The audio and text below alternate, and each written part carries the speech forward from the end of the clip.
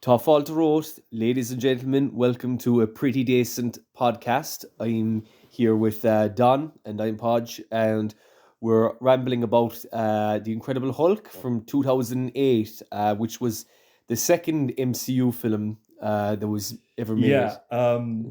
I just want to point out this is going to be our first podcast, so it's going to be obviously crap.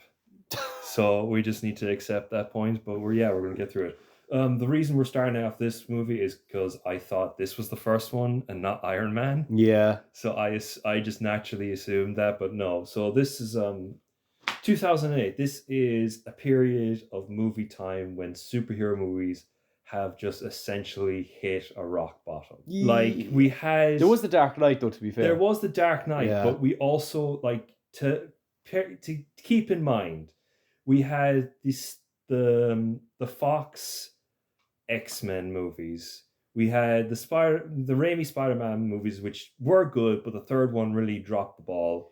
Yeah. And then we had the Fantastic Four movies, which have always been crap, except for the most recent one as of time of recording, which is the Marvel one. But yeah, and then we got Marvel Studios coming in, partnered with Paramount, to come in and make these movies and sort of in the style of the Ultimate Comics, which were popular at that time, to go into this sort of style of let's not make it all about, let's try and make this world believable, and not in the sense that Fox tried to make the world believable, where it was just like, oh, let's make the world seem a believable comic world. Yeah. This is like the idea being this is set in the real world and we're going to do it. Okay, so I've got my notes here just to make sure. My handwriting is crap, so I'm probably going to misread some of these. First of all, I wrote down is that this movie has a real 2000s superhero vibe. Yeah, I will say the Incredible Hulk has definitely a very 2000s vibe. It's there's a lot of dark lighting I noticed that was in the film. Like there's a lot of shadows, a lot of more. You notice that a lot about these movies. Yeah. Like Phase 1 Marvel, as we will call it. Yeah. They're very dark. They're very dark, a lot more like serious almost as well. Like the tone was a lot more kind of mature, more serious, which I actually thought was very good for this film, for The Incredible Hulk in particular, because again, like the film, a lot of people say like Hulk was in his prime in the 2008 Incredible Hulk film, which I will agree on. I think Edward Norton's Hulk, just honestly, in terms of design for starters, I think his design was just absolutely. I think we might as well get it out of the way straight up, because we're probably going to keep talking about it. The design of Hulk in this movie is probably one of the best Hulk designs out there. Oh, without a doubt.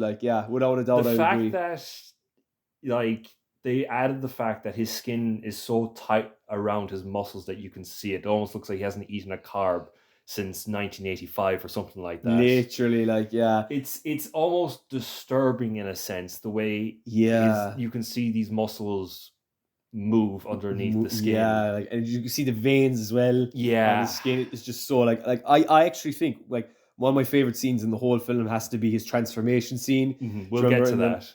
We'll get to that later, yeah. But oh man, I just think it's just such it's so detailed, and like you can even just hear the bones cracking, the muscle. Let's get through the detail, but it's really it really gives the impression that that Bruce Banner and Hulk are these two different entities that are that share the same body, and I think that's I just want to get past through all my notes that I did before we start discussing music. I just want to point out I hate Edward Norton. What? I don't like him. I accept the fact he's a good actor, but I don't like the person. I mean, to tell the truth, I really don't know much about Edward Norton. I don't really go too much. I know he tends to get his hands in everything he works with. Yeah, like he's a massive freaking control freak. I mean, I heard. Yeah, he was meant to go on for the other MCU films. Well, but clearly, yeah, they got Mark Ruffalo, which I have no problem with. Yeah, I mean, Ruffalo. It's such a strange dynamic. I love the 2008 Hulk design, but I prefer Mark Ruffalo as Bruce. Yeah, I don't know. It's a strange thing. Yeah. This movie came out around the same time as Iron Man. True, yeah. Which is crazy to think that, of course, we're used to at this because when we were watching, in our teenage years, we were watching the rise of Marvel. Wouldn't be out of the norm to get maybe 5 Marvel movies in a year or something like that. Mhm. But this is like this is the start of Marvel, and they're already like doing like 2 movies a year sort of action, Yeah. which is kind of a big of a bold step. Yeah, it was a bit of a bold step.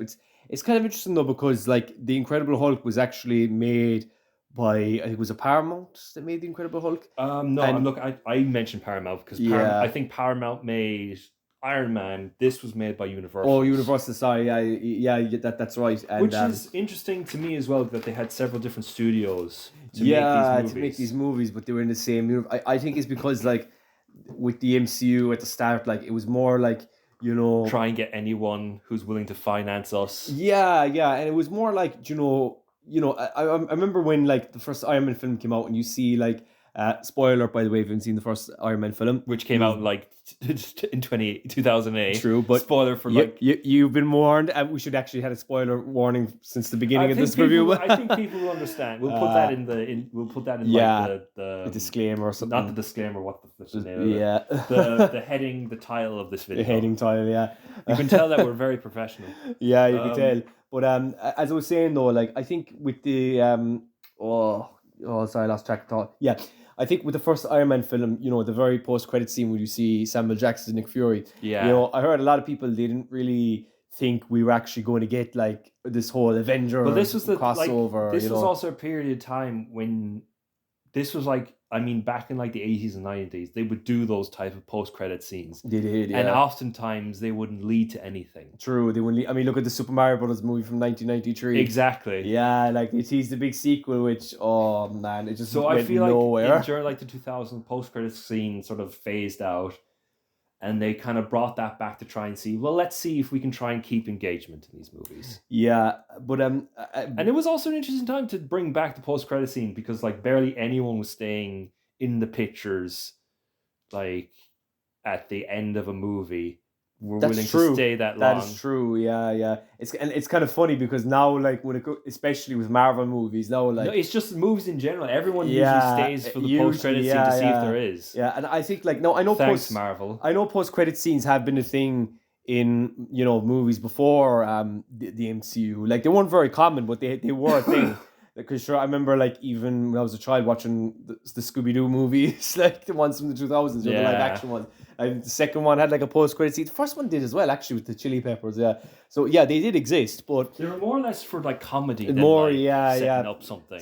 Yeah, but like this, like again, the Marvel movies, they really, they really started that whole trend of putting post-credit scenes. They did start like of course they gave birth to the cinematic universe, where every flipping company wanted to do a cinematic universe during the 2010s. True, yeah. It was everywhere. Yeah, true, it was everywhere. But not only that, but like back to the Incredible Hulk post-credit scene, as I was going to mention earlier, just before the Iron Man one. We're skipping right through the movie. The Incredible Hulk post-credit scene was I think that was the moment when Marvel fans were like, oh my gosh, like this could actually happen. There's going to be like a Marvel Cinematic Universe. Yeah, like that's kind of happening.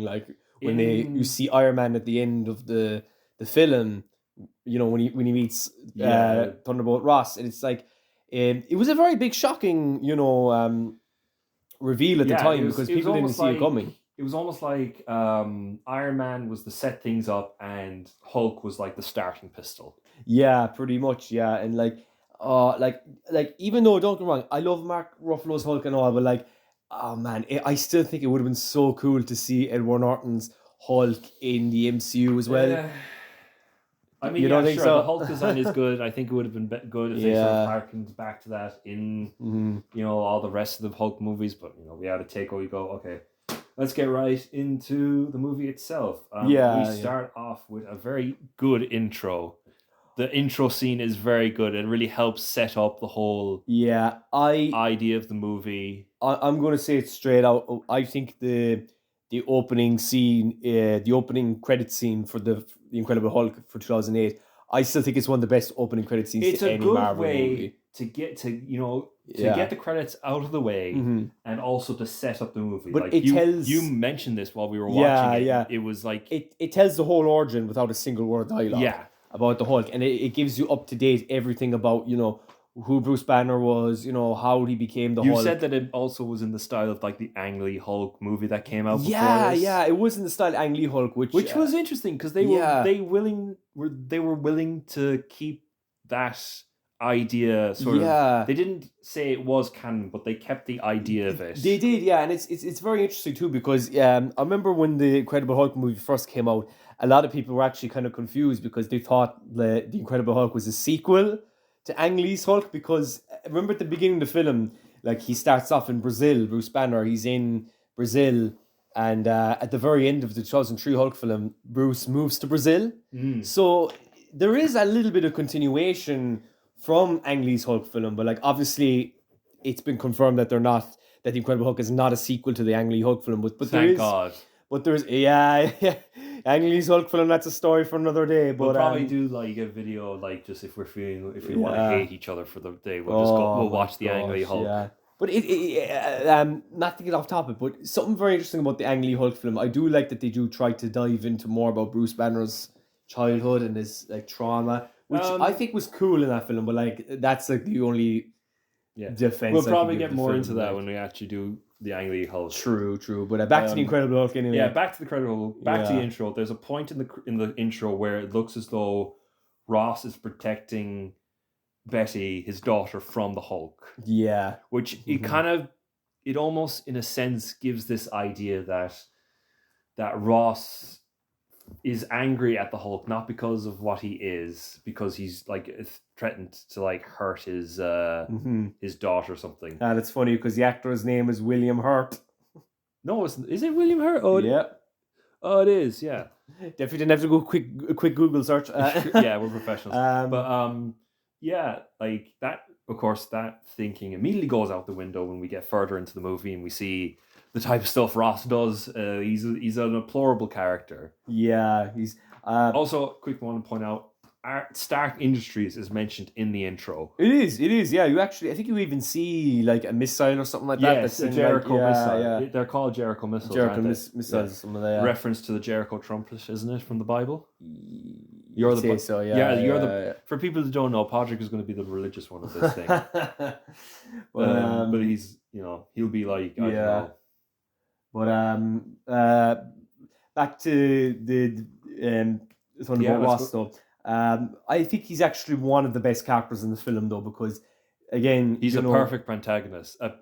Antagonist, yeah, because he's not inherently evil, but at the same time what he's doing, I think that's probably one of the most dangerous types of villains out there. I feel like he's even in the Incredible Hulk, he's more obsessed with the Hulk than really like fearing the Hulk. We made this comparison. Like the only reason that Ross is so obsessed with the Hulk is he can't control him. True, yeah. Throughout the movie, he is given this idea of control. He orders people around. They don't question him at all. Yeah. And everything. And he is obsessed with Banner and the Hulk because they're the ones who he can't control. He even gets annoyed that he can't control his own daughter. That is true, yeah, he can't. We'll talk about more of that later on. So we'll get right into the movie. The movie starts with a very interesting touch.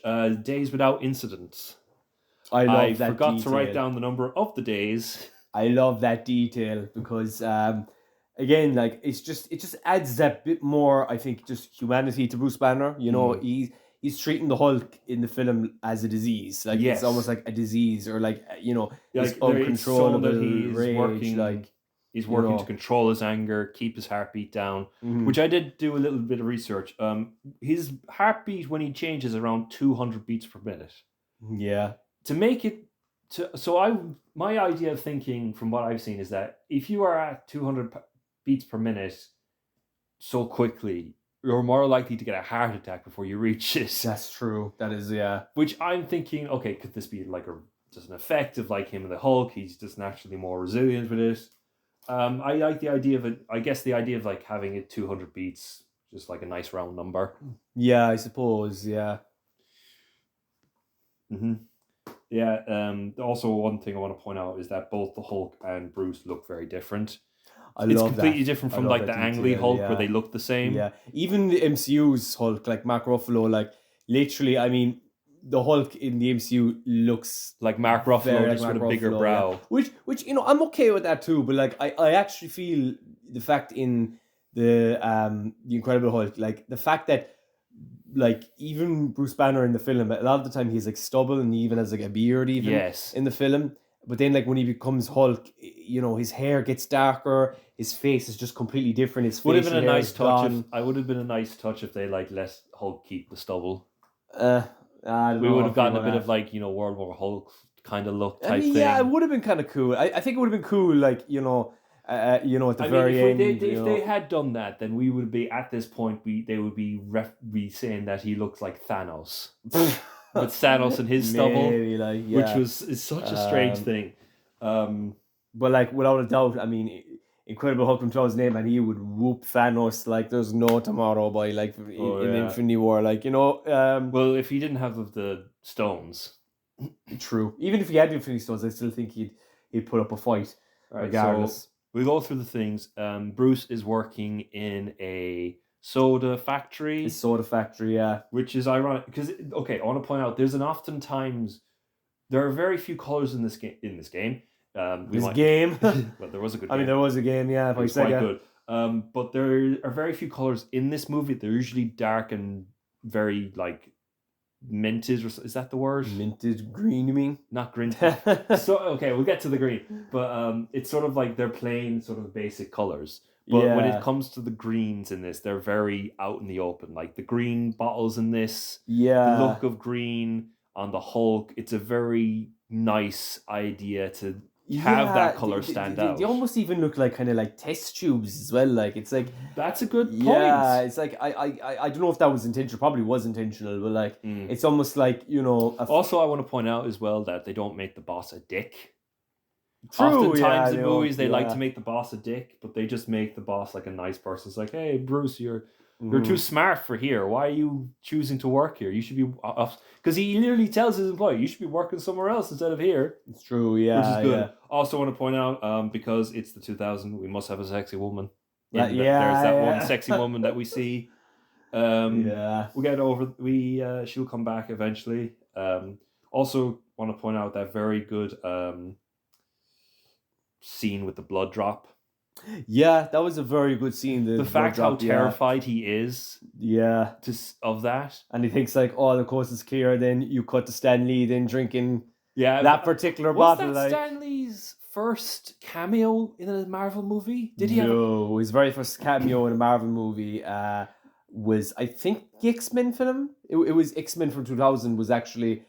People actually know because X-Men wasn't like it was Marvel, but it wasn't owned by Marvel Studios at that time. No, not that time. No, like I mean, probably now it is now. Like, but like in these Marvel Studios, did he have a cameo in the Iron Man movie? He did have a cameo. Oh, okay, so that's me being stupid. Yeah, but I think Stan Lee's very first cameo was actually in, I think, was it the Incredible Hulk TV show? It was, yeah. Back, he was in like the jury during one episode. Yeah, that one episode. It's weird looking back at that, and you see him with his beard and his hair, like his normal hair. It is interesting, but it's kind of funny though. Yeah, it's amazing to me to think that. And speaking of which, actually, not Mark Ruffalo. Sorry, what's his name?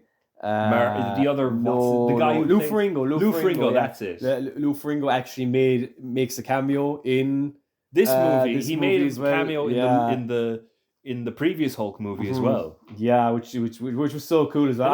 I actually met him in real life as well. Yeah, you keep telling me every time this topic comes legend, up. Absolute legend. Yeah, it's said that he voices the Hulk in this movie, which I don't have a problem with. He voiced the Hulk. That's what they say. Oh, really?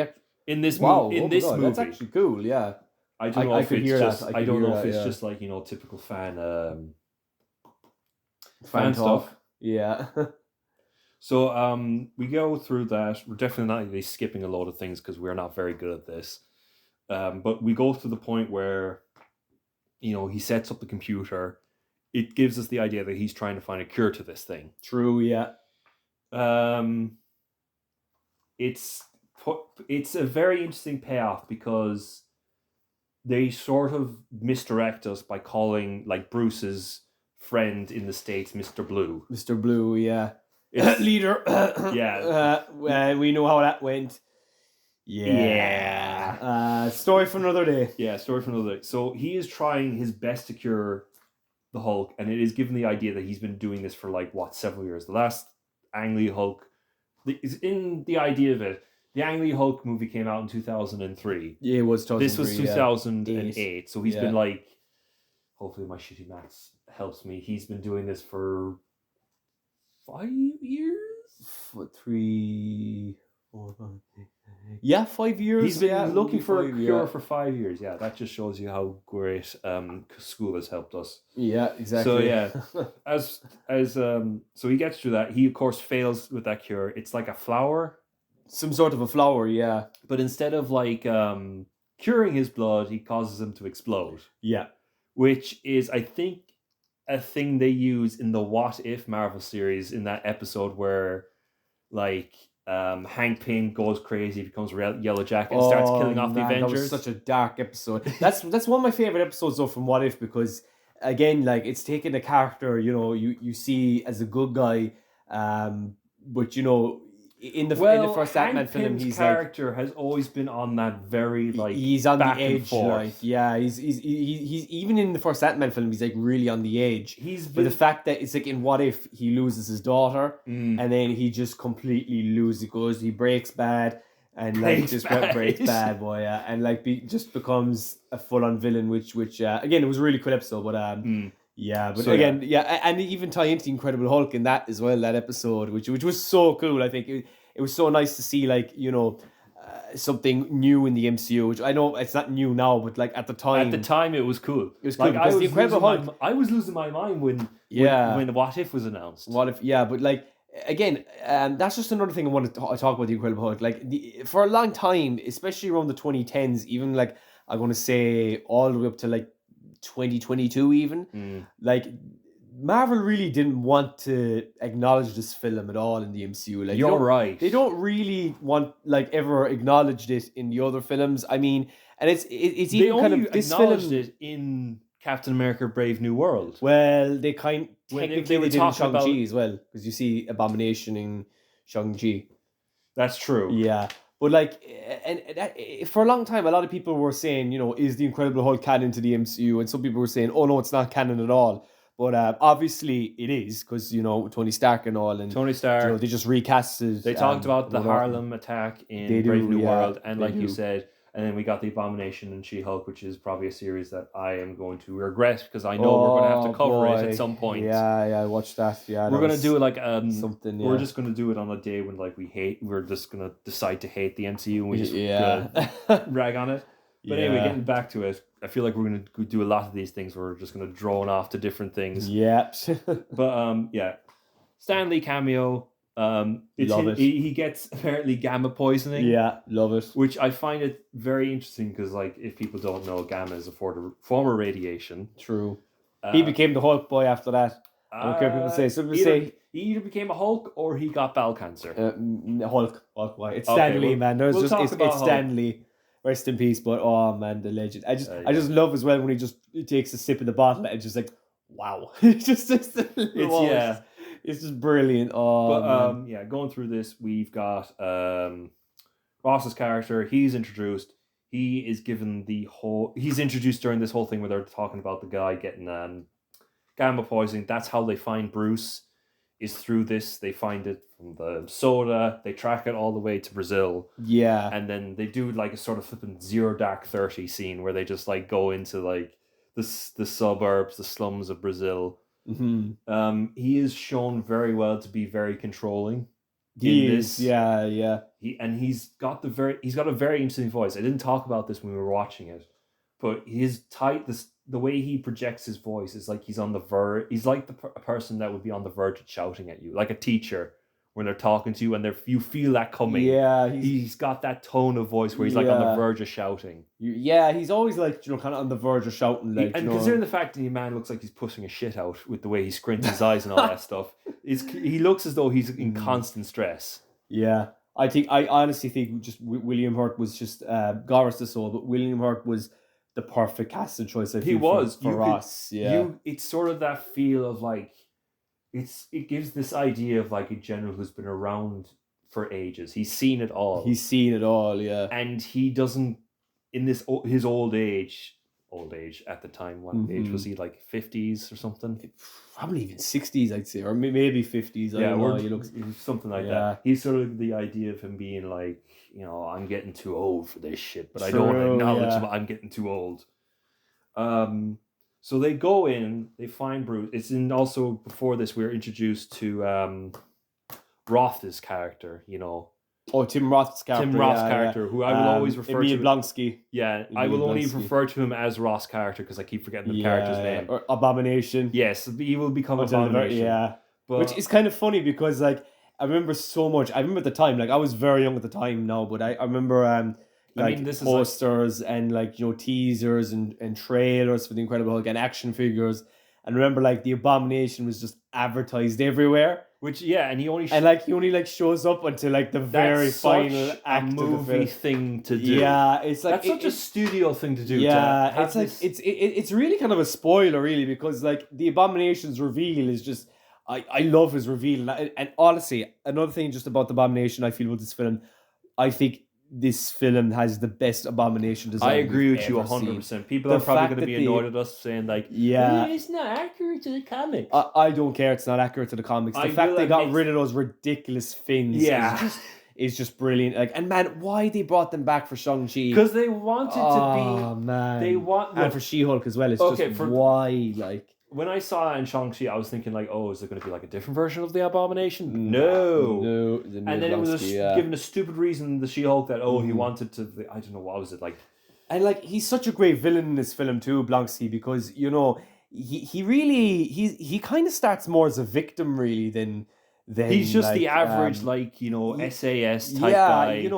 Ross is really kind of the puppet master. Yeah. Because he's really just wanting to get up in ranks, wanting Ross to is probably get up essentially- into Ross's kind of position Yeah, almost. Ross is essentially a Yeah. guy who he has a pit bull and he makes it like he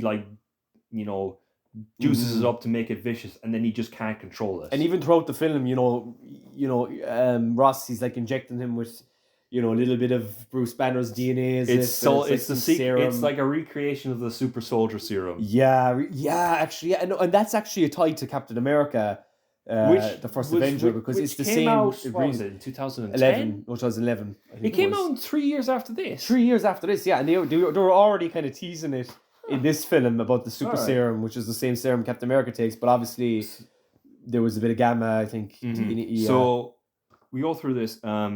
In the scene, they go after Bruce. They find him first. He's flown the coop. yeah. He's on a disappearing act.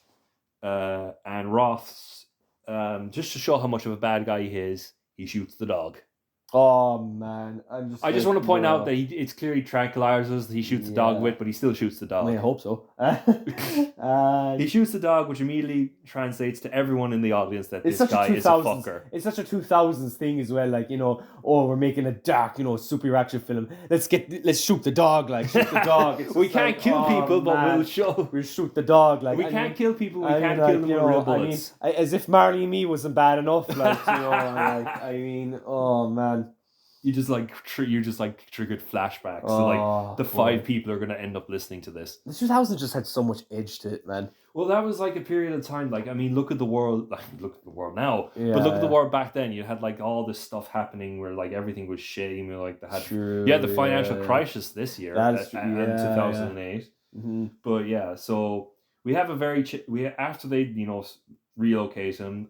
There's that scene where Bruce runs into the Year One again Yeah, and is saved, thankfully. Betty, is it? No, not Betty. This is still in Brazil. Oh, still in Brazil. Sorry, Betty yeah, is still yeah. hogging away over in the US at this point. But she saves him, and this whole chase scene, I made sure to write it down. It's very Mission Impossible. Yeah, I this would say it chase is scene. very Mission Impossible. I'm yeah. especially pointing out Mission Impossible 3, which came out at some period or near this movie, because clearly... disclaimer: I've actually have not seen one single Mission Impossible movie, so you're telling this to the wrong fella, Donald. I'm Yeah. afraid. So, I mean, but I am planning watching them. I am planning we watching might them at some watch him point. for this thing. Yeah, But yeah, it's very like moving. Camera's a bit shaky. Very dun, dun, dun, dun, dun, sort of music and type stuff. So Bruce runs and he runs into a pair of tools. Now these tools showed up in the scene at the factory beginning. They were like harassing the beautiful girl, and we know he's an absolute tool because he's bald and he's short, and he's got two henchmen behind him. Yeah, and he's an absolute tool. And so they go after Bruce because apparently they got nothing better to do with their lives. That's true. And they go after him. They go into the factory they work in, and they just start beating him senseless. And Bruce is constantly telling them, "Stop! You don't want me to get angry and all that stuff. You won't like me when I'm angry." And then they don't listen to him. Very good scene where, he's looking at his like heart rate monitor, trying his best to keep his temperature down. Which I think it is a smart idea to like have a limit. He knows. Yeah. Like the idea, like if he knows if he goes past like 200, that's he's lost it. Very interesting way they introduce the Hulk. They don't show him transform. They don't. No. They all keep it up. You just see the eyes. I remember. Yeah, and one thing I want to point out throughout this movie, you don't see the Hulk like properly hit a human. And I don't think that's because like, they want to be senators. I'm thinking more like along the lines of that. If you saw Hulk hit like the CG Hulk hit a human, I feel like you could like see the outline of the CG. Oftentimes when you see like CG characters, sort of interact with like human, like real characters, you get that uncanny valley sort of feeling. Probably, yeah. I mean, but I will admit, we do see the Hulk actually do Emil Blonsky later on in the film, though. Well, that's sort of like hinted at, like that's sort of a quick cut. He pushes his leg out, and there's a quick cut, and then he's like bouncing across. He's bouncing across the grass like a golf ball. Oh man! But like again, I love that scene particularly because it just goes to show the strength of the Hulk. Especially seen in this one where he's like he's just the fact that one tiny kick and your man just goes flying for like yards away. He's reduced to a bag of meat. Yeah. But in this scene where we're introduced to the Hulk, it's almost horror in a sense. It is, which like, I think is perfect for this film. I don't know if because there's even like again, this is jumping ahead now into the film, but another thing I love is in this seeing the university where he transforms into the Hulk. There's that music that plays, and you even hear a little bit of a pipe organ. The kind of it gives that little bit of a horror sense. Like, oh yeah, like the Hulk, he's not a goofy green funny character like he's that they have now. Literally he's a walking weapon. He's powered by radiation. He's essentially an atomic bomb. He's an atomic bomb in human form, like, which is again perfectly, I think, addressed in that scene and just in this film in general. Like they just really and also like the well. shadows of this scene really help to emphasize the stretched skin over his muscles. They do, yeah. The way that the fact he's also, instead of going for like a weird like bush hair that they would often give the Hulk, they just give him like a mop. They do, yeah. Which again, that's another little detail I love about this film. Just the hair is just kind of mopped and it's messy and it's untidy. I don't know if I'm catching it and I'm making like just points that aren't there, but isn't there like a bit of a green hue to that hair? There is, I believe there is, yeah. Which again, super cool and super something that just really fits, like the Hulk's character, because again in the comics, Hulk's hair was originally green. It wasn't black at all, or dark or whatever. Like and again, I know a lot of people don't like the She-Hulk series, but I do like one little detail.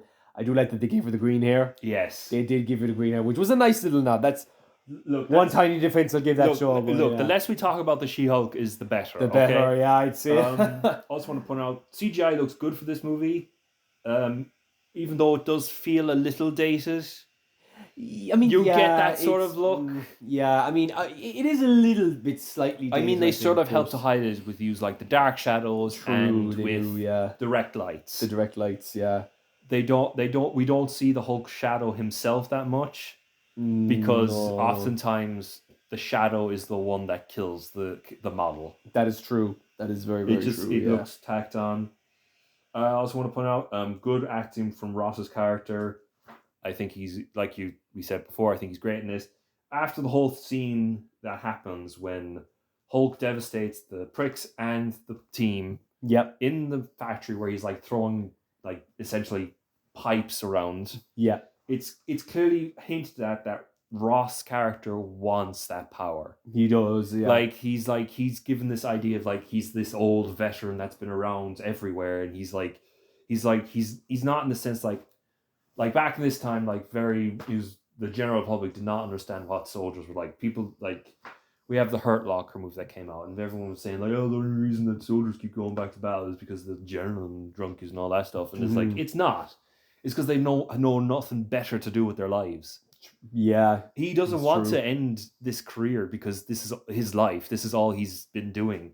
And now he sees this like power coming from someone. He's like, I could use that and I could still keep going. That is true. No hand holding in this movie. They don't tell you anything direct. We don't have any exposition type scenes. I never noticed that now until you mentioned it. We sort of had an exposition scene at the end of this like point of the Hulk bursting and emerging, and Ross is explaining who Banner is to Roth's character. Yeah.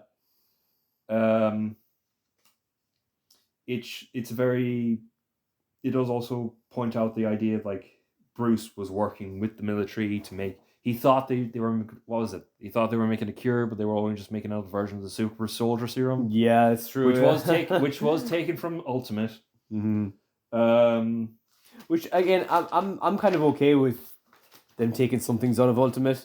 Yeah, as long as they don't like go full Ultimate. Well, which they thankfully did not. True. To be fair, I don't know much about the Ultimate series of comics. I haven't really read much of them at all. So after the whole thing happens, Hulk runs into the Amazon jungle, and we pick up with Banner lying next to a river. He's transformed back, and they point out the fact that he is very weak when he transforms back. He is very lethargic and drowsy once he returns human. He is, yeah, which again is something I really love, that detail.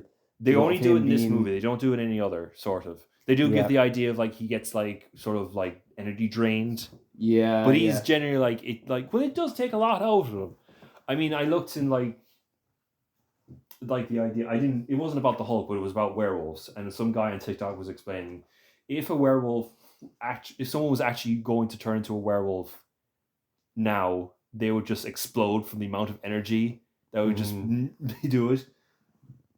But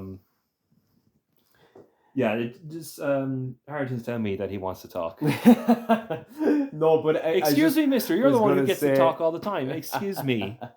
But no, as I was saying, what I love about that earlier on when you were telling about Bruce Banner, when he's weak and drowsy, it just gives a bit more, humanity. Like it really gives the impression that like the Hulk does have a physical effect on his body and his energy and on his mind and everything. It's and again, another scene later on, when he finally meets Betty.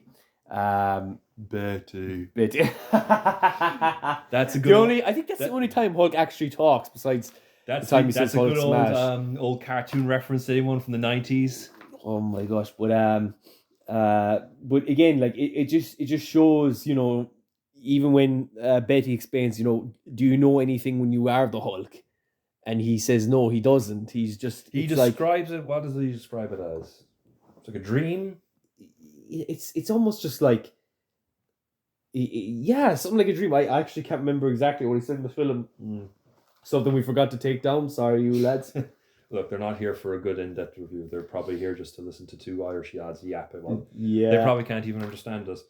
Another thing they want to point out here is that when Bruce is, they do hearken about this.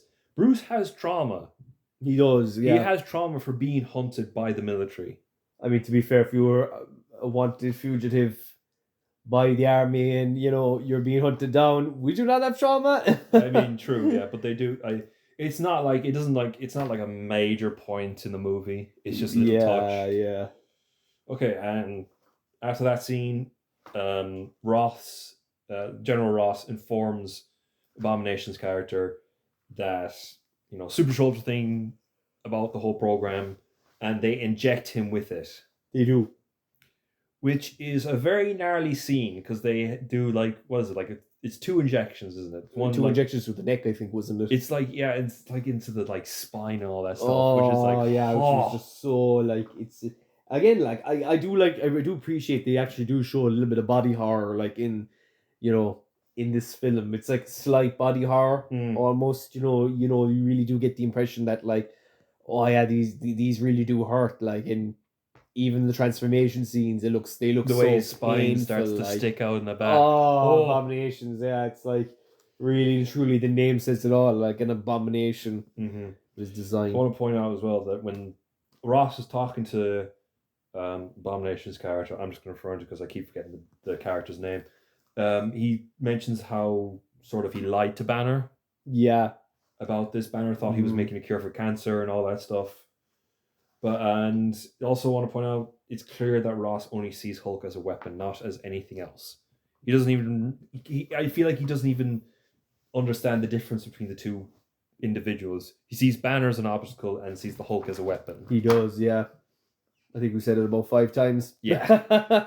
So we make a quick shot to the US from Brazil. We do, yep. I think he goes for what is it, Guatemala or something like that. Somewhere like that. He ends up first when he returns, he's in Guatemala, and then he just leapfrogs to the US. God, the 2000s. I love them 2000s, boy. We also get another Stan Lee reference in the pizza place. Did we? Yeah, it's called Stanley's. Well, yeah, that's true. Yeah, geez, I forgot about that. Which was an interesting place. And the fact that upon rewatching this film, I didn't even realize that Phil from Modern Family was that was one hell of a surprise. That was such a surprise because, like, again, last time I saw The Incredible Hulk before this review, I think was like back in 2018, I believe. Yeah, it was just before the release of Avengers: Infinity War, and it was before I watched Modern Family. Actually, it was before that I started watching that series, and I just never realized Phil was in this film, and I actually do like his character as well. He doesn't really have a big role in this film, but like what I do like about him is that he's a genuinely nice guy in this film. He seems like a genuinely a very nice partner for. We didn't Betty, think that when we were first watching it. We thought he was a dick. No, but like he actually turned out. Because I specifically remember, I have in my notes here in capitals, "fuck Phil." What? I don't know why. I guess he did like at the start we've seen like he's a fucker, he's like with Betty and all that stuff, but then you just like turns out he's actually a good guy. Yeah, this man's probably just jealous, I'd say. Yeah. Also want to point out very much there's a pizza scene where he's like delivering pizza to like the university. Yeah, it's very clear to us. Well, we're probably just reading into this, but very clear to us they're sort of harkening back to the whole Peter Parker Pikachu. The whole God fucking damn it, I can't stop saying it. To the Spider-Man pizza thing. How about that? Yes, the theme that haunted everyone's childhood. Oh man. And he goes in there and a very nice cameo by Lou Ferrigno. Oh, I remember that cameo, man. Oh, iconic. We mentioned that earlier, yeah. Yeah, I mean I wouldn't buy it. Like I would do anything for a good pizza. True, I would too. What was it like? It's like had olives on it or something. I don't know. Something like that. Which I'm not a fan. Olives on a pizza. Jeez, that's a bit out there. Out there more than pineapple on pizza. Oh, okay. I mean, if it was pineapples or olives, now like I choose olives in it over you think General Ross likes pineapple on his pizza? No, probably does. Boy, no. Maybe. I mean, if he's when he's the antagonist, I suppose. Yeah, you could say that.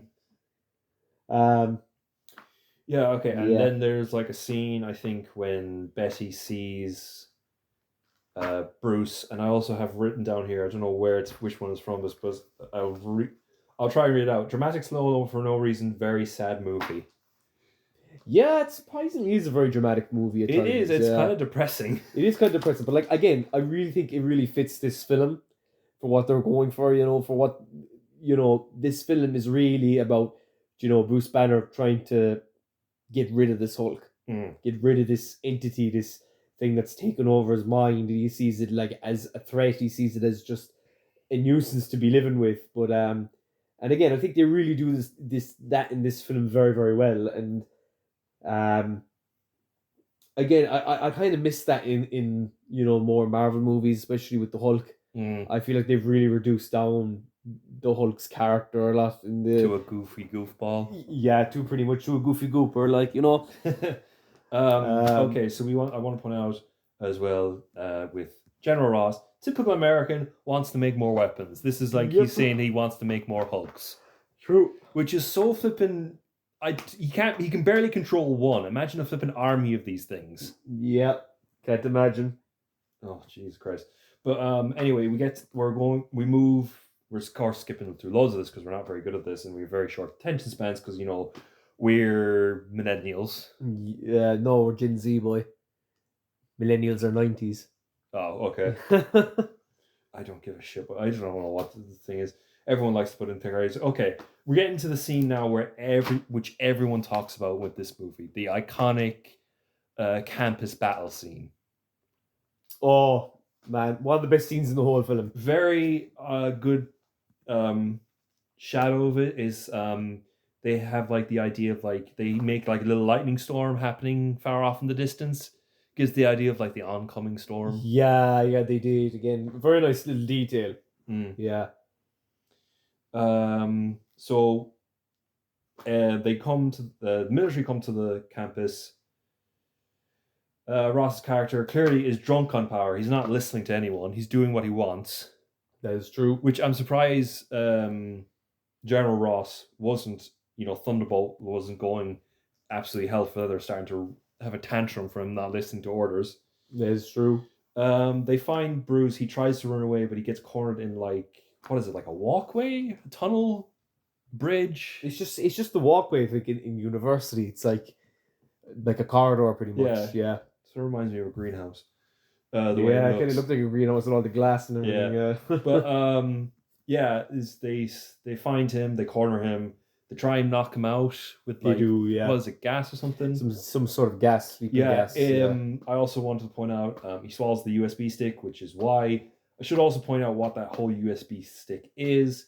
He goes to the university not because he wants to get with his former lover, it's because he's trying to find information. Like for the previous several years, he's been only working on very light information. He goes to the university to find the information that he has about the Hulk. Exactly. And he downloads it into a USB stick, which is so funny to me because notoriously throughout school and college, USB sticks were so freaking unreliable because they would just lose any information. They would, yeah. USBs are just. I feel like USBs are now like a thing of the past as well. Which is crazy for us to say. With like Google Drive and everything now, and just information has just become a lot more easier to store now compared to like the USBs. Well, Bruce definitely didn't have any other place to store it. True, yeah. I mean, to be fair as well, this was like 2008 as well, so Windows XP was still being used at this point in time. They're still using Windows XPs in hospitals. True, they are actually. If it ain't broke, don't fix it. Yeah, I suppose. But it's a good thing they used a USB and they didn't have an attempt to swallow a fucking full-on hard drive. Could you imagine just going? The Hulk would swallow. The Hulk would swallow that no bother. No, the Hulk would definitely just snap it in half like a Twix. True, yeah, like a Twix bar, yeah, boy. Also, when Hulk does change, it's not because he's in danger. When Brenner changes, it's not because he's in danger or anything. He sees the soldiers manhandling Betty. He does, and then Ross gets really bitchy and annoyed with his sister. You're not listening to me. Yeah, and that results in probably possibly one of the most iconic transformation scenes in cinema. Yeah, up there with Werewolf in London type transformation, where it's it's slow. You see him gradually just breaking from his clothes. You do, yeah. And it is generally, it's a good scene. We see the power of the Hulk. We see how just unstoppable he is. There's an awesome scene where a Humvee jumps over a hill. Yep. And it looks like the flipping guy on top of the mounted machine gun gets concussed. Remember that, yeah.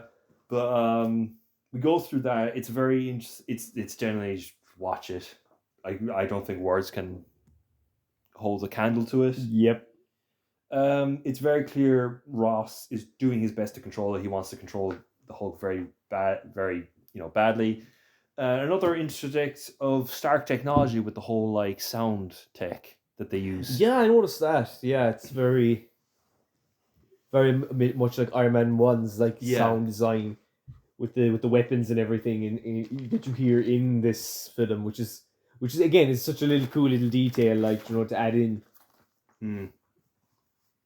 Okay, so we go through the whole battle scene. Very cool. There's a great scene where he rips apart like some modern art installation, which I think is great because I freaking hate modern art. I think it's stupid.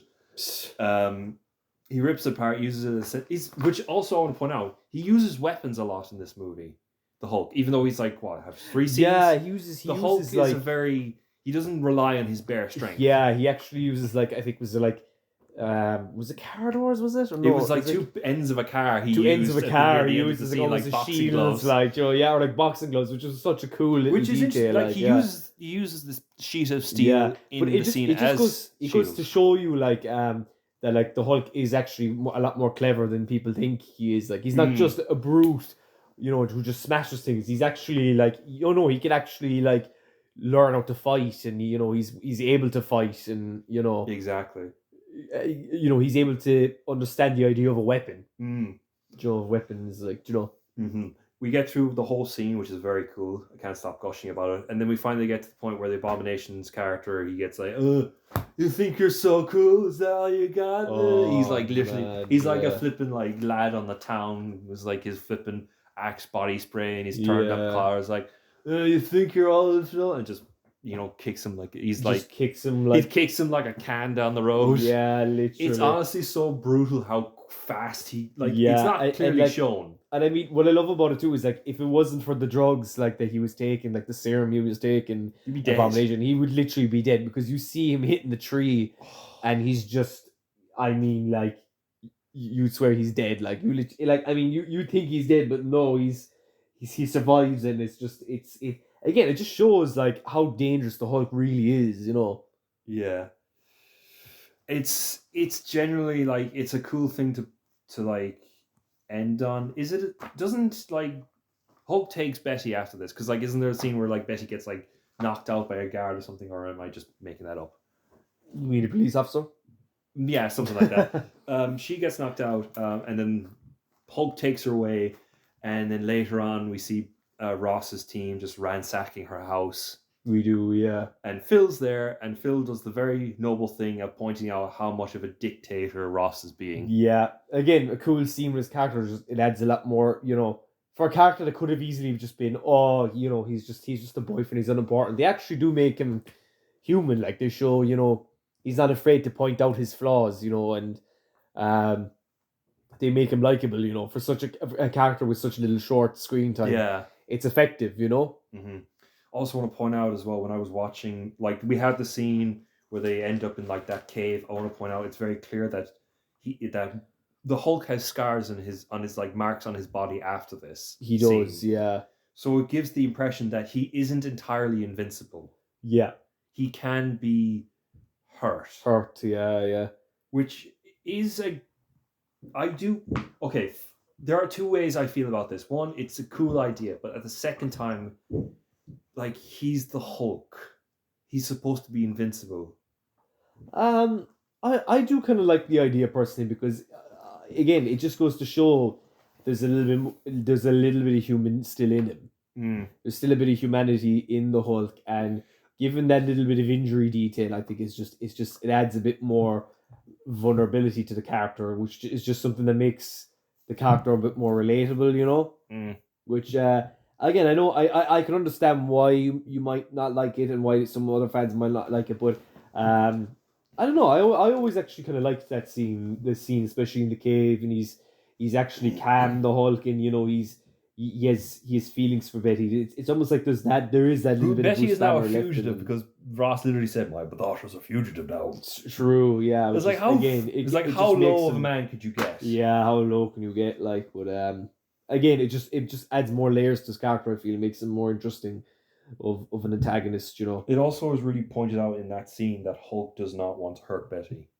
Oh yeah, without He's a doubt. very Yeah, gentle yeah. with her. He's very, very gentle. It's like yeah. he's holding like some like glass sculpture or something. He's trying to be Yeah. very careful with it. It almost kind of reminds me of like King Kong with Anne in the 2005 King Kong A movie that you know. we will 100% be covering. Oh, definitely, yeah. Because that it's- movie is awesome. Yeah, awesome is just the word for that movie. Honestly. Very good idea. They also have Hulk be scared of the thunder, Yeah, again, another little detail I really like. which I interpreted in the Hulk almost being scared of himself. Yeah, Because like the whole idea is like the oncoming storm symbolizes the Hulk. The Hulk seeing the storm is terrified by himself. yep. Which, I mean, I might be just clutching at straws. I might be making up some stupid thing, but I don't know. So we get through a very nice scene where Betty is calming him. We do. It's very simple, very nice, but you know, we're not for emotionals at this point. We want to talk about the Hulk smashing people apart. So moving right along, we skip past the point where he wakes up. Betty finds Bruce, and they go through the whole song emotions of finding places. Roth, we had a scene of the Abomination in the hospital. He is fucked up. We do, yeah. He's just, yeah, and like later on in the film as well, he's like completely normal again. Yeah, and function after a few days, and like It's they're honestly- really so suspicious. Everyone in the army yeah. are like really suspicious with him, and again, it's another really cool scene. Like it's, people are starting to realize, oh yeah, he's not. He's a loose cannon. No, but they oh, excuse me, boy, you're making me yawn. You're making me yawn, boy. It goes to show like the people are kind of starting to realize, this Emil Blonsky, he's not a normal person. Blonsky, that's the character's name. I keep forgetting. He's something's up with this guy. Like something's not right, which again is a cool detail. They're not entirely for the army. Like they're True. they're noticing something's not right. So we get through this whole thing. I wrote this down: blatant product placement. There's clearly a scene which shows, like, I don't know, he might be like drinking something. I can't remember why I wrote that down. We do also see another return of Banner being absolutely exhausted from the transformation. He's like I think he had like something over him he's holding, and Betty's essentially keeping him up. I actually don't remember that. When was that part? That was just after, this scene was just after like the whole Ross being in like Blansky's character, Blansky being in the hospital bed after all this. This is after like. Is this still in the cave? This is after the cave. This is when they're After the making a cave. run now. Oh, I remember this. Yeah. Actually, yeah. Was it in the car? Was it? Yeah. Yeah. I remember that. Yeah. Again, yeah. That was a very interesting, little point to put out. Like again, it makes, you don't even see that in MCU Hulk now. Like, even in the Avengers movie when like, after the Hulk transformation, Bruce Banner was just exhausted. You don't even see that. He's just like kind of fine after it now. Yeah. Which is like, yeah. So we go through it. We get to the point where they're in like was it a B&B motel? Some sort of a motel, yeah. Some sort of motel. Banner throws up the disc in a very. Actually, was that? I think that was Betty's house. Was it? No, that was. He throws up the disc. Yeah. I wrote my notes. It's such a gnarly scene, but you don't see it happening. Oh God! But you can hear him gagging. It's like you just feel bad for him. Like you're gonna like So they do. He throws it up. Very lovely, and then we get a cameo for the purple pants. Yeah, we do the iconic purple pants, which I don't think he actually ever wears in the movie. Which he doesn't. Yeah, thankfully. Yeah, thankfully he doesn't wear in the movie. But again, it's kind of funny and it's kind of nice that we just got that little nod. That's like the level of like bones they were throwing back then. It's like, oh, we'll go. Just don't touch it. All right. I know you want to, because this is our first thing. You want to make everything easy. Try to touch the recording thing, which is essentially just my phone. All right. Your boy power's about to go off. All right, we're at 50%. Also, I wrote down here name dropped movie. I think someone said The Incredible Hulk or something like that. I just have note written here. Name drop movie. Sometimes these notes don't make sense. Yeah, I know what you'll be writing, boy. Yeah. And then we go, of course, into a sex scene. Why wouldn't there be? What's their sex? Oh yeah. Well, there was a hint of a yeah. sex scene, but the thing is that I mean, it's 12. It's over. I think this film's like 12. so they get to that point, think, yeah. and then That's and if you're wondering, like in Europe, like the age rating is different for films than like in the States and yeah, some of the it's parts a of the different world. rating. It's a different rating system we have in Europe. So yeah, we have like G, PG, 12. They have PG over there, but they 18s, just and have then- different committees that rate the movies. Yeah, but yeah, it's like 12's A, so like they couldn't, obviously they didn't show like anything inappropriate, but there's obviously like kissing in the bed and all that. Like, yeah, it doesn't happen, of course, because his heart rate goes up too quick. That's true. Yeah. Which Which is a cool detail. It's like he can't even enjoy like pleasures in life, like because again he'll Hulk out. Yeah, Which again is again And cool. Adds look- a bit more tragedy. To know about me, I don't like sex scenes in movies. Of course you don't. No, I do not. So good thing we got to pass through that very quickly, and then right after this whole thing, when I think they start moving, we get a scene back to Blonsky. Not finally remember his character's name. He's fully healed now, and he's starting to get the same texture of skin and muscle. Slowly but surely, yeah, As the he Hulk. is. Yeah, I think the very first time you see is actually in his spine. Yeah, Which is like the really defining feature. His spine is kind of like it's like piercing out of his skin. It's just like ugh. It really gets it's under your gnarly. skin. Like no pun intended, but like it gets Yeah. under your skin. Also want to point out, there's actually Banner describes the Hulk as a bad acid trip. Did he describe it as that? Well, that's what I said. Yeah. He probably described it in a very nice, beautiful way, yeah. and then I just decided to incorporate it as like, bad acid trip. Oh my goodness! I say yeah. that not having taken an ounce of like drug in my life. Okay, and Anyway,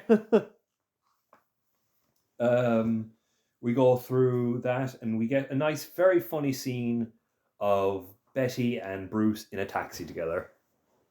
we did, yeah. It's We New did in the York, movie, yeah, and of New course, York, there's several swearing scenes. There's a funny scene where Betty's going off on the taxi dude, and Bruce calmly says, I have some methods that can help you with that. yeah. It's probably one of the very few bits of comedy in this movie. Probably the only one. Probably, yeah. That, and then at the beginning where the guru guy slaps the shit out of him. True. So we get through this, and we are, of course, introduced to the very talented and very beloved Tim Blake, playing the leader. The leader. Well, he was not the leader yet. Yes. Oh, I just want to man. point out, I love Tim Blake. I think the majority of the work he does is amazing. Yeah, I think he's very good. He's definitely one of those guys that isn't cast by his looks, but by his acting talent. Exactly, yeah. He yeah. is an amazing guy. He can slip into any role. Yeah, and I really do like his role in this film too, because he's been helping Bruce for a long time. In this film, I think when they first meet, it's like the actual first time they meet face to face. But again, like what's very interesting is like when you see his character, there's something up with this guy. There's something kind of up. You kind of take that for him being like almost a bit quirky. Yeah, he's quirky, he's eccentric, but and he is helpful to Bruce in this film. But I just want to. You do know there's just something like when I'm just going to say it because it happens shortly. We will get to this. I want to point out the whole like transformation scene on the table. Okay, yeah, go on. So we go through the whole scene where I know you're upset that you want to keep talking, but I just want to keep us on track, okay? Go on, yeah. But we go through the whole scene where he gets strapped to the table. They essentially are inducing. It's a very creative way they do it. They essentially induce the Hulk transformation. Exactly what I was going to say. Oh, okay. If you want to go ahead, say it. But yeah, about that scene, Bruce Banner then he gets strapped to the chair and he gets they do the experiment, take a sample of his blood. Dr. Blue takes it. I don't even think his real name is Dr. Blue. It's like it's like a code name he has. It's his Mr. code Blue. name. They have the name yeah. for the character in the movie. Yeah, which again we forget. Remember. Yeah, but again, like we see a very incredible Hulk out scene in this scene. It's very painful. It's very like painful. It's more it painful starts than we off saw. the green eyes.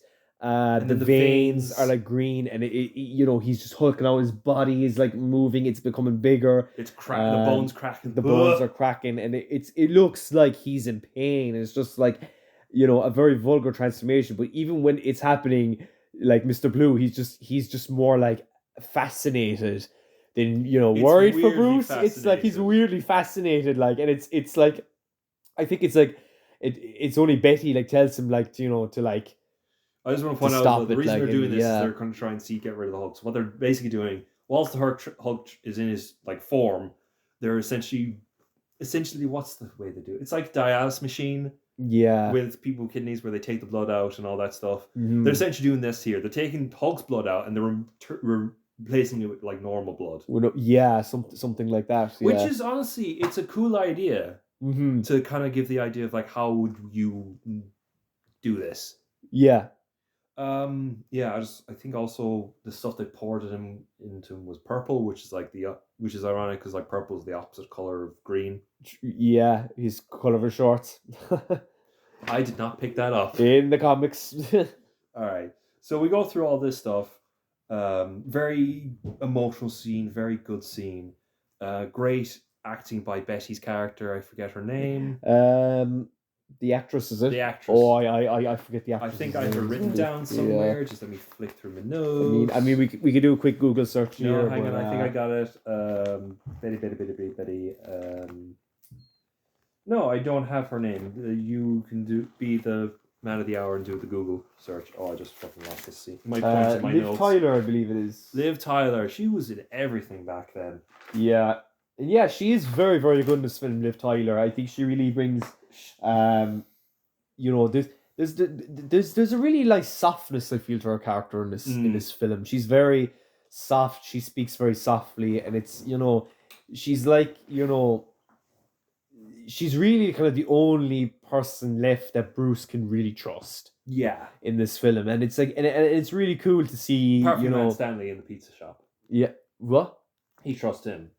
Stanley gives him like, oh my god, I completely forgot to talk about that one scene in the pizza shop. Okay, quick rewind. So Bruce, after he finds the stick, he goes into, you know, the pizza place. The pizza guy has an apartment where Bruce is staying, and then you have a scene where Betty and Phil go to the place, and then Betty sees Bruce for the first time in how long? It's a very nice emotional scene, and we get a very nice emotional scene where they're in the rain and they're hugging. And they're I kissing. remember that. Yeah, that was a very cool scene. It's very romantic, you know. It Stuff. is, yeah. Even though she has a boyfriend at that point, Yes. someone else. But yeah, anyway. Okay, fast forward right back to where we were. Again, though, yeah, was... it just adds a bit more softness to her character. Like, you know, she still really cares for Bruce. You know, even though she knows he's the Hulk, and you know, the Hulk has caused a lot of destruction. It doesn't change the way how she views Bruce in any way. Which is, again, it just adds a lot more human and, you know, softness to her character. You know. Yeah. Nothing better. Well said. That's what I'm trying to say. Yeah. Well said. We get through this whole thing where Bruce is apparently cured. He can have a normal life now, and then we get the surprise twist that Stern is actually the villain of this movie. It's described that because Bruce has been shoveling all this information to him over the years, he's started his own sort of almost secret soldier, super soldier stuff. He has, yeah. And he talks about how even some people have died. True, yeah. Yes, some people have died, yeah. And he says it nonchalantly, like he's just a statistic or something. Yeah.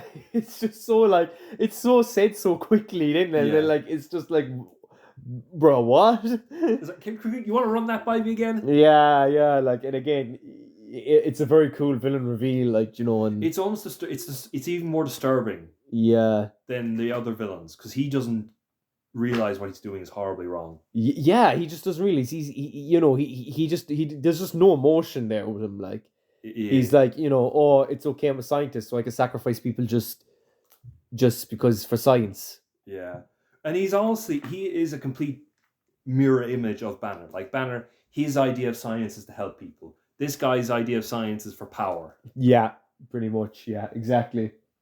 So we get through this thing. I think there's a scene where they're discussing trying to destroy all this. Banner and Betty are trying to convince Stern to destroy it. They are, yeah. There is a scene there, and during the scene, the military get come around, and they actually manage to capture Bruce. Bruce and Betty. They do, yeah. And then, but there's a very interesting scene where I keep forgetting the dude's name. The Abomination. What's the dude's name? Emil Blonsky. Blonsky, that's it. I mean, we could just say Abomination. Abomination, yeah, because everyone knows. Abomination, essentially, before he becomes Abomination, he goes up to Bruce, and he's like, "Where is it? Give it to me. Give it to me." I think that's what happens. Yeah. He's like begging. It's not to Bruce, it's to Blue. Mr. Blue. No, is it? Yeah. When he looks for the serum, it's Mr. Blue. He's interrogating. I think there's a scene. I might be misremembering, but isn't there a scene where he like wants to fight the Hulk, and Bruce just like signals that like the Hulk's gone? Oh, I think there was. Yeah, there was. Yeah. Is it when he's being led into like the chopper? Yeah. When he's been led into the chopper. So Ross Blonsky, Abomination 2, he goes to Stern's character while he's being interrogated. Kills your one who's interrogating him. This character's been throughout the whole thing. She dies. He then orders Stern essentially to give him the power of the Hulk. Yeah, he does. Yeah, which we don't see him transform, but we do see hints of it. We did see hints of it. Yeah, just kind of. It's almost like at the last bit of the transformation. We see, and like we see him from behind, and he pushes Stern's character. Stern is Mr. Blue, is he? Mr. Blue, yeah. Yeah. We see him push Mr. Blue, and then like we see his brain starting to mutate. Then, and it's like again, it's the teaser leader, which we didn't get to like another like nearly 15, 16 years later. Like I remember there was a comic. I read a comic somewhere. I didn't read it. I picked it up and looked at it because I was illiterate when I was 12. I looked at the pages, and this comic was like sort of like it was like in the aftermath of all this stuff, where it was like Black Widow. She went to that lab and she found Stern on the ground with his head becoming all blotchy. It was weird. But we go through that scene. During all this happens, they're essentially taking Bruce away. I think they're gonna like throw him in The Hague or something like that. Something like that. Guantanamo Bay, maybe. And then we get a very interesting scene where like the Abomination just goes around thing, and I made sure to put a point in this thing. This is very Cloverfield, and I don't think you've seen that movie. Well, I haven't seen that movie at all. Well, essentially, what Cloverfield is like it's a monster movie where like whole thing of like big monster goes into the city, but the interesting thing is like it's found footage type style. This is what that happens here, where you see like the footage of the soldiers, like they on their head cameras, they're going through the city trying to find the Abomination. Yeah. It's very that horror element rears its head again during this scene. It does, yeah. It's very dark, both literally and physically, because this takes place at night, and it is very fucking dark. Yeah. So Bruce comes up with the idea like he will. Well, first of all, Bruce says that Ross has created another monster. Yes, yeah. Through his own actions to try and capture the Hulk, he's in turn created another Hulk, and this Hulk is even more unstable than the previous one. Pretty much, yeah. So very unstable to the point where he's growing out, like his elbows are just growing out of his skin, his spine's just out of his skin, the scales are just. Ugh. But what I think I love about the Abomination though is like later on, Bruce Banner, he's like, he's in the chopper with Betty, and he's like, I gotta change, I gotta try it, I gotta jump down. That was actually my notes. The helicopter. I'm thankful that you're talking about it. And we I think William Hurt's character, Ross, he says straight out, what if you can't? What if you can't, transform? And he's like, I have to try. He tries it. He's fallen off the helicopter, jumps on the helicopter, he falls out, and he's like, oh shit. Yeah. And you don't think he's transformed, but then we see him landing on you see him landing then, and it's like, where's it? Harlem, is it? Harlem. Yeah, Harlem. He lands on the street in Harlem, and then like you just see the big green arm just busting out of the road, and he's Hulk, and the fight showdown is going to be happening with Abomination, and And just one thing I love the amount of destruction the Abomination is causing in this movie. Like, you know, there's fire everywhere, there's cars being bashed, there's people running around like trying to run away, and then like I love how like he actually is very he has a lot of grammar. Like he's actually very he speaks a lot of Abomination. He's like, you don't deserve his power. It's just like, you know, he's a lot more chatty than the Hulk, Yeah. which I think is a really cool little detail they've added. And again, the fight scene I think between the Incredible Hulk and the Abomination Very is good, just, very is nice so big good. CGI It's fight. such a good big CGI fight, but it's cool. I think it's actually I think it's one that's actually hold up very well. It holds CGI up well, thankfully, because it's at night. Yeah, I think it's The at night night helps and it's hide the night. CG It does help textures. hide the CGI textures, and it's just a very cool scene. Yeah, I just wrote down sick fight scene. Yeah, That's all I wrote down. But yeah, also I talked about how, like we mentioned before, he uses weapons. He essentially like the whole like thing with the like the boxing glove cars thing. yeah, And I he also does. think at one point he uses a chain.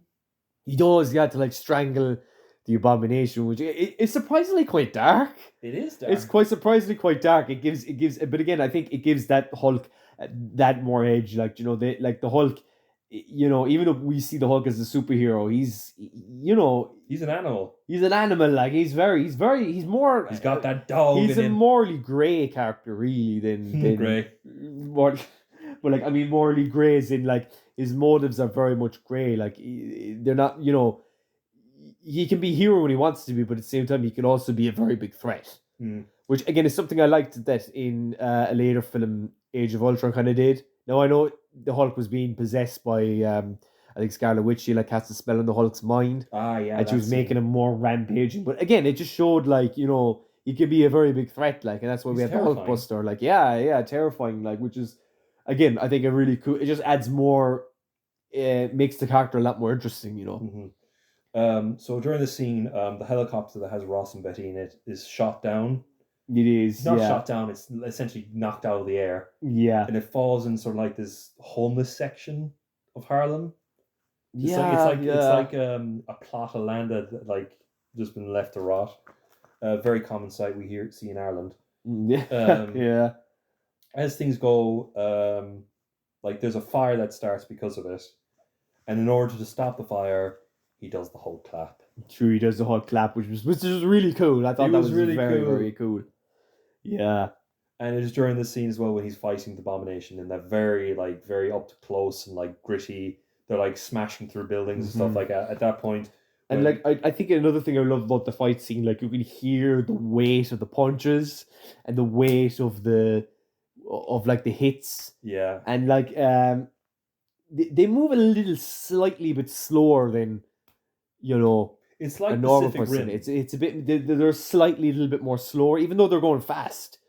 There's that a small little bit of like, you know, the weight is kind of having an effect on their speed. Yeah. Which is cool. A nice little detail I've noticed in the film. And like you probably notice I go into very little details like this, but I just love little details like this in movies. It just adds a bit more like that's what makes these movies so good. True, yeah, details like that, you know.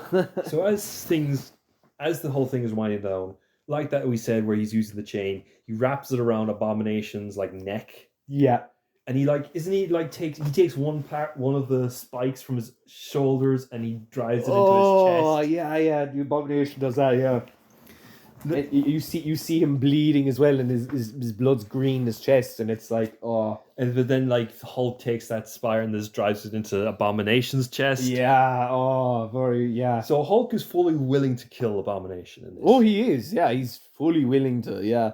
But Betty stops him. Betty stops him, yeah. Which kind of gives the full like picture that Betty is Hulk's moral compass. Yeah, pretty much. That's a good way to sum it up.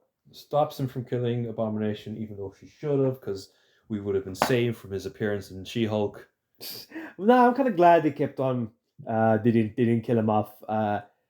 Abomination, because again, like I always feel it's very more interesting to not kill a supervillain straight away in their appearance than and to keep them alive, because it just you know it leaves an open door for more. True. Not saying, and I'm not saying, obviously, you know, the appearances we got of Abomination afterwards weren't the best. Like afterwards, but, less sad about that. yeah, but again, like I think it's cool that they left that little door open, for more possibilities, and True. even though, like, I mean, Marvel still have characters that are dead and they're bringing them back. I mean, just look at No Way Home, like, which again, don't get me wrong, I actually love No Way Home.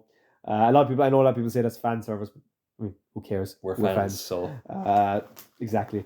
But again, and like, kind of what they're doing now with Robert Downey Jr. at the moment, bringing him back as Doctor Doom, which yeah. again, we'll probably review that movie when it comes out. yeah, oh definitely, yeah, I think we'll review Which is going to that be very first. awkward for me Yeah. trying to bring notes into a movie. Yeah, I'm not going to write any notes for it all. I'm just Yeah, going to go full on what I think of a ramble on. Okay.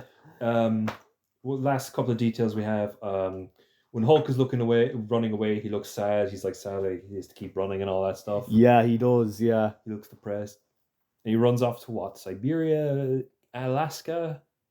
I think it's Alaska. Was it? It's Alaska. Yeah. It'd be weird if it's Siberia. But he's there. Banner. He runs away. And it kind of is hinted at the fact he's finally managed to control Yeah. the Hulk. Until like the very, very end. Yeah. I feel that is a bit of a cop out To leave the idea like, oh, he can finally control the Hulk at the end of the movie. At the very end. I mean, the first Avengers movie, they were kind of hinting at he could control the Hulk at that point. Because, when Black Widow first met Hulk, and again, I know I'm going to get a bit off topic now for a different film, but, he gets a little bit mad at Black Widow, but he doesn't turn into the Hulk. It's like, He almost opens the lid just a bit. Just a bit like if the Hulk was a box, he just opened the lid like just a head, like, oh, look here. Yeah, and it's want to see something shiny? Boom. There's almost a little bit of like, at that film, like, oh yeah, he's now able to control the Hulk. Even at the very climax, he's like, the truth is, I'm always angry. Yeah. And he just immediately transforms into Hulk no matter. But again, they always kind of contradicted that in the later Marvel movies. True. Kind of, which again, a lot of people don't like that. I'm just, yeah. I'm just going to say straight out, I think this film just has the best portrayal of the Hulk in the MCU, or just film in general. I think this is the best portrayal we've gotten so far, even today, of what the Hulk is and what the Hulk should be. I feel, and again, I suppose we could go on about the post-credit scene. The post-credit scene we talked about at the beginning. Yeah. Great place to talk about it now. So that's my final thing I have. That scene where he's in the bar and he's drinking like the green, what is it, a rum shot? I think it's just whiskey. I think whiskey. No, but yeah, he's drinking whiskey and then he drinks it and then Tony Stark walks in. What? At the time, it was like that. Like, what? People were just so shocked. I remember at the time when that very first happened. I have a few issues with this post-credit scene. Go on. They give the idea that Tony Stark is working with S.H.I.E.L.D. at this point. But then in Iron Man 2, we get the confirmation that it didn't work out because he was too narcissistic. That is true. So are they hinting? Am I to get from this like he worked with them for just a bit, but he was so much of a dick they decided to kick him to the curb? I think he was more in the post-credit. The only way I'll actually defend it, because it's more really that they were like Tony Stark was more on the kind of like helping the recruiting move for the Avenger Initiative. Well, he was a salesman essentially. Well, he was a salesman essentially, but like. He mentioned something about the Hulk, I think, at the end of the movie, did he? He did mention that, yeah. Yeah, so I think like the Hulk was always meant to be part of the Avengers Initiative. Because of his raw strength and because of Bruce Banner's intelligence, True. They would need that for the Avenger Initiative, which again is something I'm actually really okay with, I think, So we're at the end of the movie now, and I think what we should do now is just talk about what came up after this. What came after? I mean, what came after the whole fucking MCU? True, we got like 20 plus movies after this throughout the whole 2010s, and even to the States, still continue in the 2020s. And yeah, man, I honestly feel like this film though is one of the is like the black sheep of the Yeah. MCU. Well, not so much now, I feel, is what it was throughout like the past decade, the 2010s. It really I think, all throughout phase 1 to phase 3, this felt like the black sheep of the MCU, like the film that a lot of people skipped. Which is such a shame, I feel, because I actually feel this is one of the best movies of phase 1. True. I think it's better than Iron Man 2. I know Iron Man 2 has its fans, but I think it's better than Iron Man 2. I'm one of them. I think it's better than the first Thor film. Even though personally I do like the first Thor film a lot, it's. I'm not a fan of Thor. I don't blame you. It has its flaws, I think, the film as well. I think it goes too for the 2000s style of movie making. Yeah, I will admit, I think it does. I think the whole fish out of water story. I can't stand that story type. It feels more like, honestly, kind of like a Pixar movie. Something you'd see in a Pixar movie in like a superhero film. But yeah, and even the first Captain America film, I think this film's actually better. I The first think so Captain too. America, I think so too. I do like the first Captain America film, but I do feel it goes, it takes the I feel like it's the very first Marvel film to feel like a segue movie. That's true. And a segue movie, it's really trying to build up the first Avengers movie, as the Tesseract, as other things from other films, which is fine. I'm not saying it's bad, but like the Incredible Hulk, I feel like they wanted to make a good Hulk movie before doing these whole MCU segues. Yeah. And I think that's why I just this movie I think really stands out a lot more to me. It generally From felt phase 1. from watching this. It generally felt at this time that they were like Kevin Feige. Kevin Feige, yeah. He was pushing like the whole idea is like, okay, if we do it this way, it will work out. And of course the studios was like, we don't give a shit, do whatever the hell you want. We just want money. Yeah. And again, yeah. So those are our thoughts, ladies and gentlemen, of our. So yeah, we're gonna now give it a rating. Go give it a rating. These yeah. are going to be very different ratings from most people are here because we decided to make our own rating system because we want to be special. Well, he did. Okay, fine. Throw me under the bus. Yep. All right, so we've got 5 to -5, stereotypical stuff, but each different one is a different name, and to make it even more Irish, they're all Irish name phrases. So I think this movie out of 5 is a 4, which is savage. Yeah, I'll give it that. You give it a savage as well? I give it a 4. I mean, there's lots of people out there that think this film it would even be like a 3. Yeah. Like average. I think it's beyond that. I think it's good. I think it's a decent it's just a decent superhero flick. I think it's good. I think there could be some changes in it that could have made it a bit better. I mean, absolutely, there definitely could have been but overall though, I think this is a very good enjoyable movie, watch. and it's a strong start to what would turn into a strong end. Exactly. Yeah. And I think a lot of Marvel movies today are really missing that. They're missing that because they just turned into a flipping it turned into a production line essentially. Yeah. These movies, they've sort of changed it a bit now because we've had the break for a while now. We had both the Thunderbolts, which I enjoyed. I enjoyed Thunderbolts yeah. and the Fantastic Four movie, which I think we should do. Yeah, which was decent as well. I enjoyed both that film. good movies. We will talk about. We will also talk about the whole thing around them or why people didn't go and see them.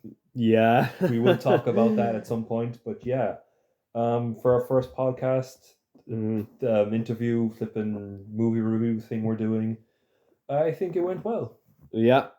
I hope you stick to the end of this video, and we hope you enjoyed our podcast review on The Incredible Hulk and our deep dive into the movie. I don't know what movie we should do next. Yeah. You think we should we should round it out and do the first Iron Man? Yeah, we'll talk about it. Or should we actually, try and do Star Wars, because we are both massive Star Wars fans? Yeah, definitely, yeah. That flipping video is going to be 3 hours long. Without a doubt, I'd say.